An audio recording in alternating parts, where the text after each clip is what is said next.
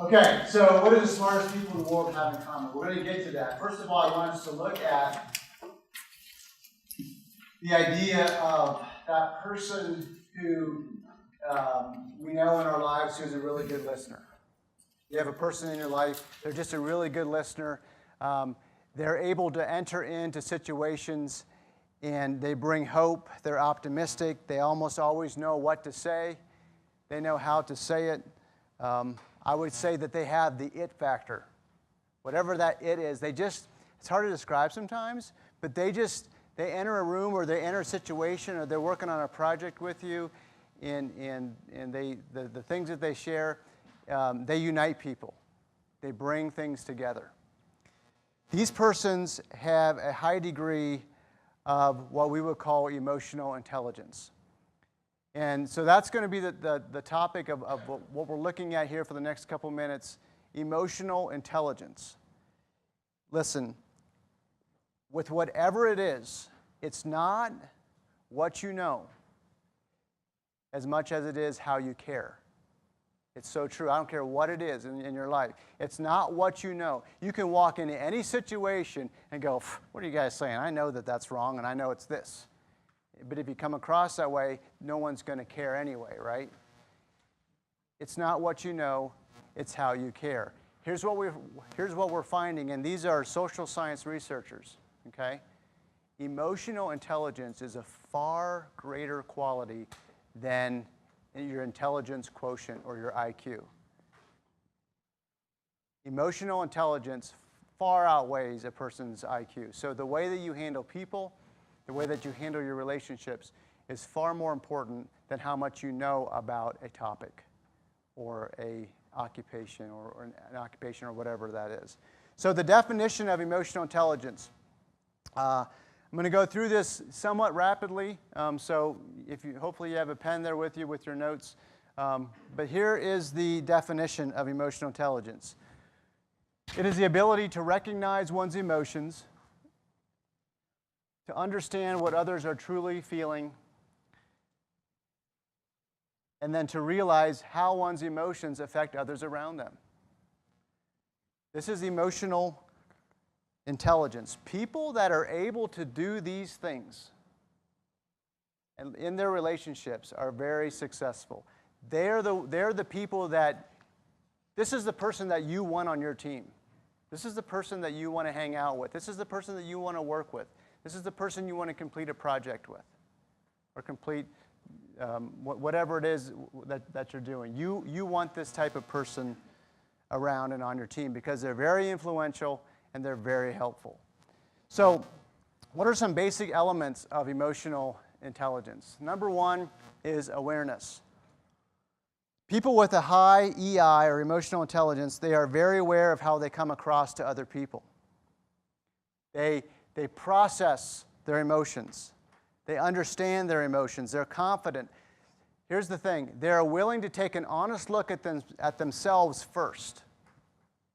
They don't look at a situation and go in and just start blaming everyone else and saying, oh, everyone else here is an idiot except for me. They're willing to say, okay, what's going on within me?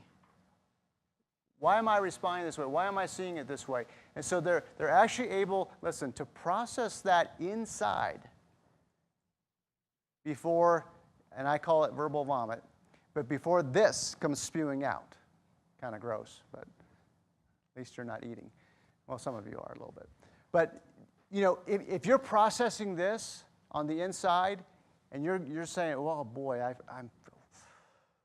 I feel that way, and you feel that going up. If you're able to process that and filter that before it comes out, there's a lot less mess to clean up, right?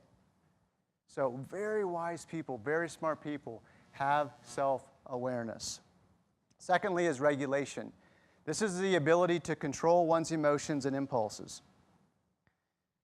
It is so true, so true. Either you will control your emotions or your emotions will control you. Every time. You will manage your emotions or your emotions will manage you. You will either stop and talk to yourself and tell yourself what's up, or your emotions will say, hey, scoot over. I'm going to grab the steering wheel and here we go. And hold on, because we're going to wreck. Right? So if I have regulation, I can regulate, I can bring it down, I can balance it out before too much danger is about to happen. Okay? Another thing is motivation. This is an interesting one with emotional intelligence. People with high emotional intelligence are very motivated.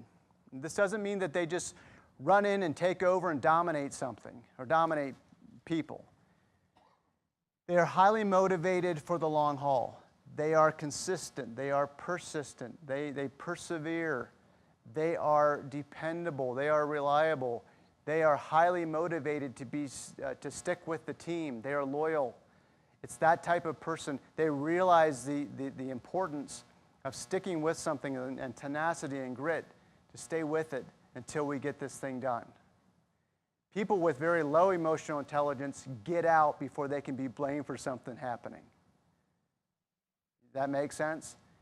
This person is very motivated, and they're like, you know what, let's work through it, let's persevere through it. We got some issues here, but let's persevere through it. They're highly productive, they love a challenge, and they stay the course. Big one is next, is empathy.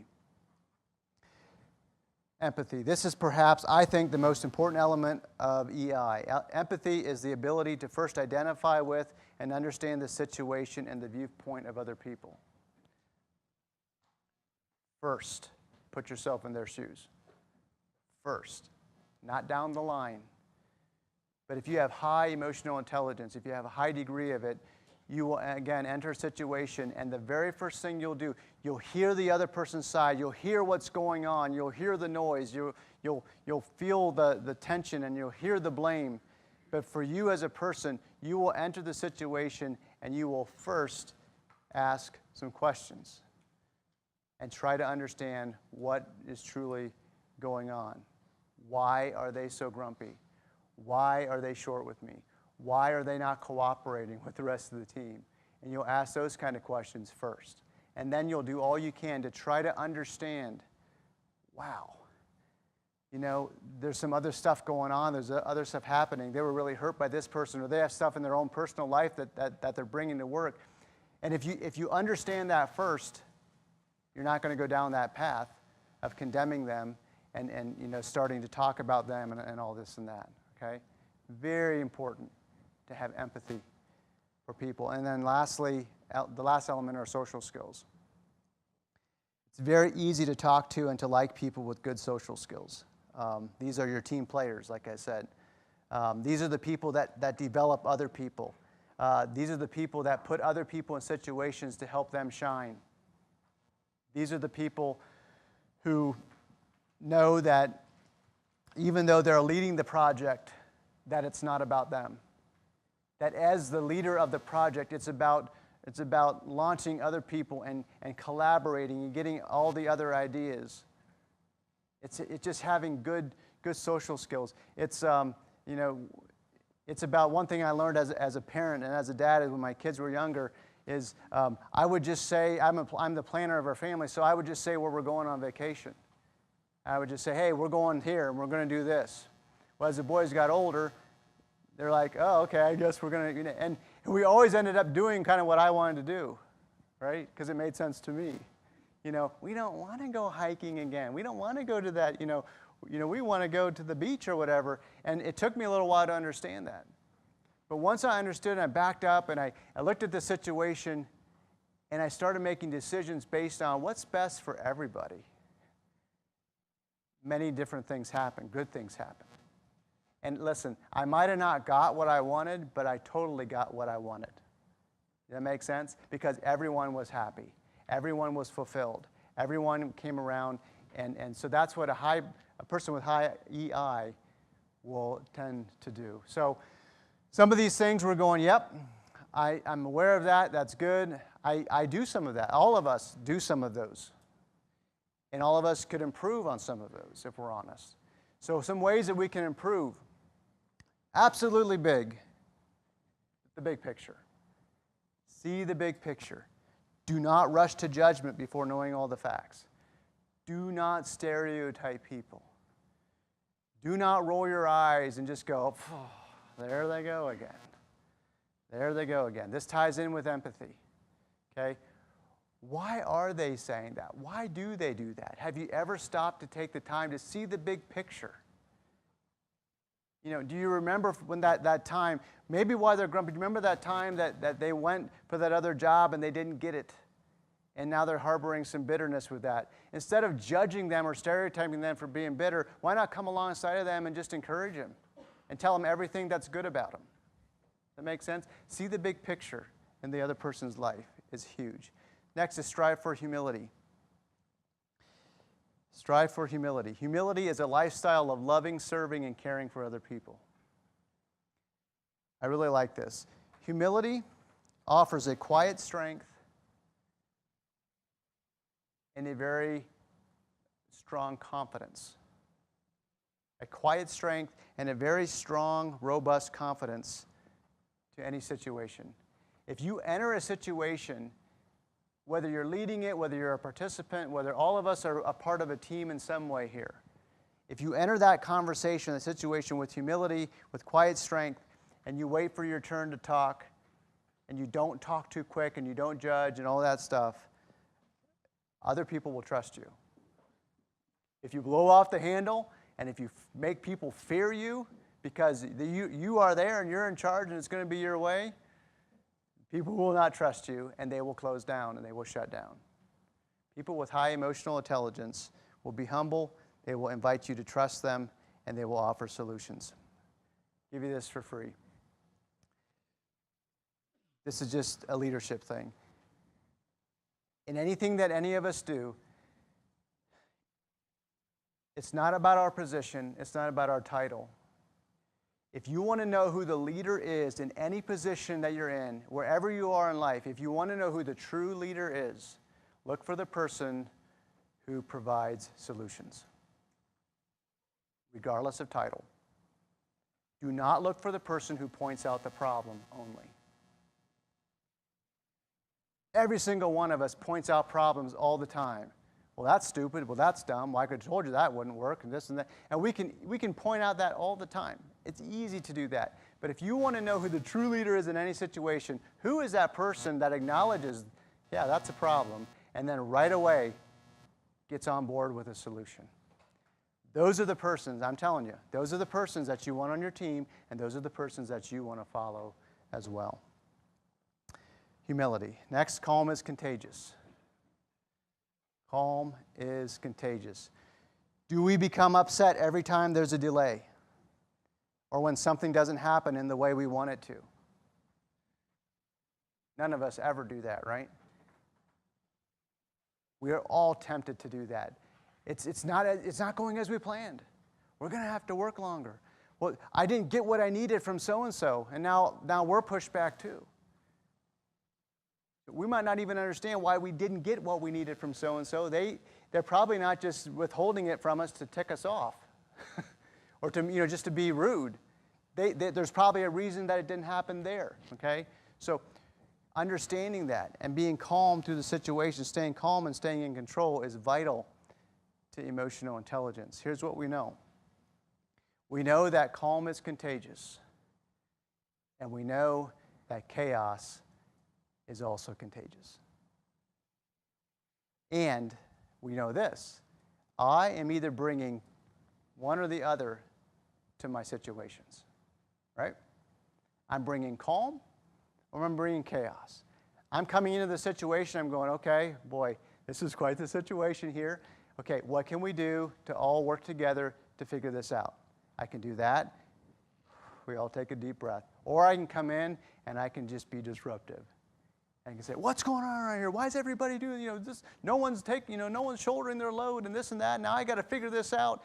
And when I bring chaos into my environment, guess what I'm inviting you to do? I'm inviting you to get on board with me, and we're all going to get all worked up. And it's probably not, it's going to be terrible. If I enter a situation and say, guys, this is going to be awful, this is going to be terrible, because now they're telling us, whoever they are, they're telling us now we need to do this and we need to do that. And when we tell everyone else that, everyone else is going, yeah, they're telling us this. Now it's us against them. Right? Don't head nod too much. I know we all know how this works. But that is how it works. But listen, when they speech is allowed to happen, it's going to go downhill quick. It's got to stay we. It's got to stay we. People with high emotional intelligence are not allowing they language to come in. They're going, yeah, okay, there's a lot of areas here that need to be addressed, but let's do what we can do right now, and let's narrow in on it. That's the person that has high emotional intelligence. Personal responsibility. If we hurt someone's feelings, we should apologize directly. Take personal responsibility. It's not always going to be fair.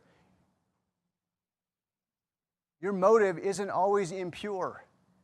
You might have done something and someone took it the wrong way. So you don't have to enter that situation and get all defensive. But if you know that you maybe hurt someone else, or you even mistakenly misled someone else by not communicating clearly, admit it. Just admit it. If you make a mistake, admit it freely.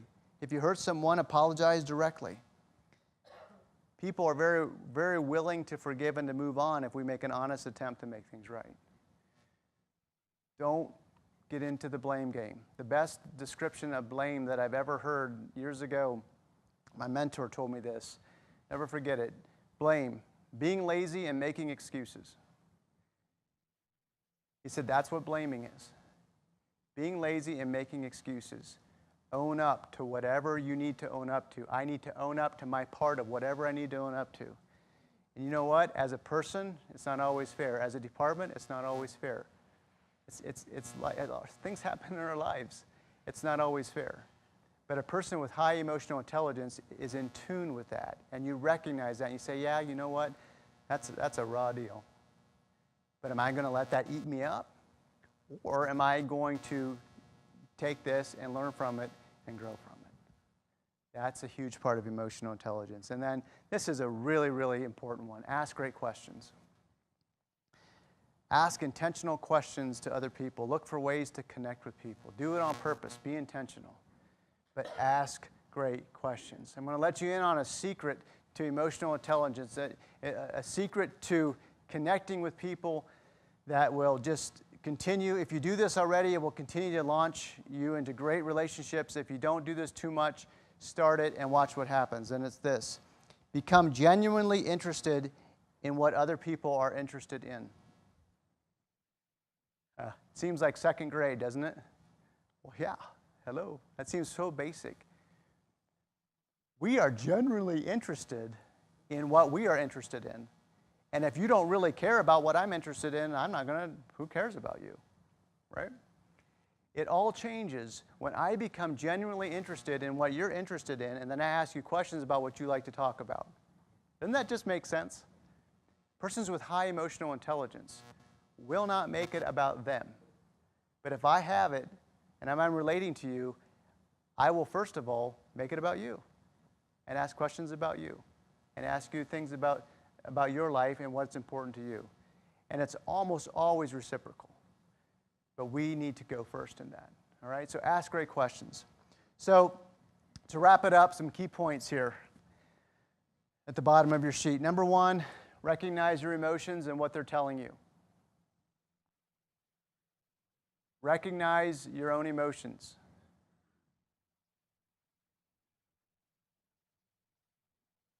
And what they're telling you. Take time, listen to this, take time to talk to yourself.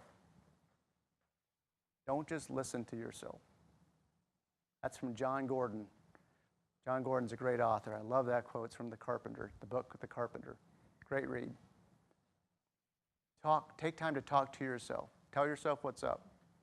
Your emotions are going to knock on the door. They're going to want to tell you and remind you, well, you know what happened the last time that this happened. You know how they are. You know how it's going to be. And you listen to those things. Either you listen to that or you say, no, you know what?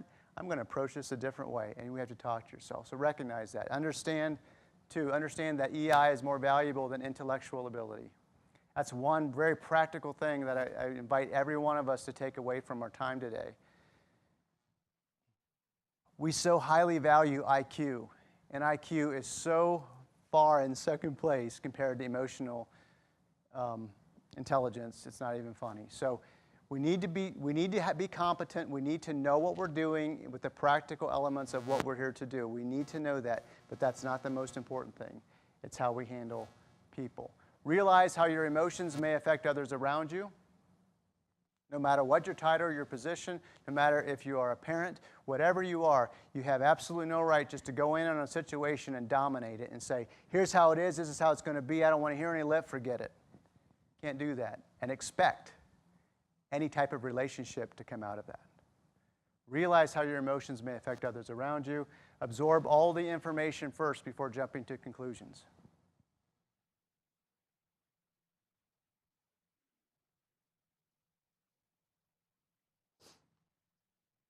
I go to Wanda, and I hear something. I hear her talking, and she's telling me some stuff, and I'm going, holy smokes, wow, really? Are you serious? Oh, no kidding. And I just get him, and my emotions are going, and it's even kind of juicy, you know? It's like, oh, wow, I didn't even know that. And she's like, well, yeah, it's just how it is. And, okay, well, I got to go. So I leave, and I've got that in me. And now I go to Rhonda, and I'm like, yeah, well, you know, I was just, you know, I just was talking to Wanda, and did you know? Did you know about so-and-so? Yeah, did you know how that happened? Or you know what was going on? All of a sudden now, I have not absorbed, I have not validated what Wanda has said. I haven't taken the time because my emotions are going, this is kind of cool. I have some fun stuff to share. And before I know it, I go and I share it with Rhonda. Now here's the thing. Once I have that information, and when I speak it, when Bruce speaks it to Rhonda, Bruce is responsible for the information coming out of him. Does that make sense?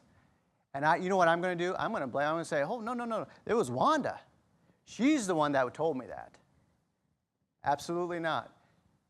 When I speak it, when I choose to speak it, when I don't do this and I choose to speak it, it's on me. And I can't blame anyone else. What's the solution? Don't do it. Absorb all the information first and then articulate. Admit any mistakes on your end and then take personal responsibility. Goes with what I was just saying. It's not fun to admit your own mistakes, but since none of us are perfect, it's not a surprise that we all make them. So just admit them. Receive feedback without becoming defensive. Again, this is not easy. Not easy. But we need to be able to do that. We need to consider the source. And if it's constructive criticism, we need to be able to receive it and get the best that we can out of it. Remain calm and ask clarifying questions. If I could make that jump out and be bold print and flash, I would. Remain calm and ask clarifying questions. If that's one thing you get out of this, do that. Take a deep breath.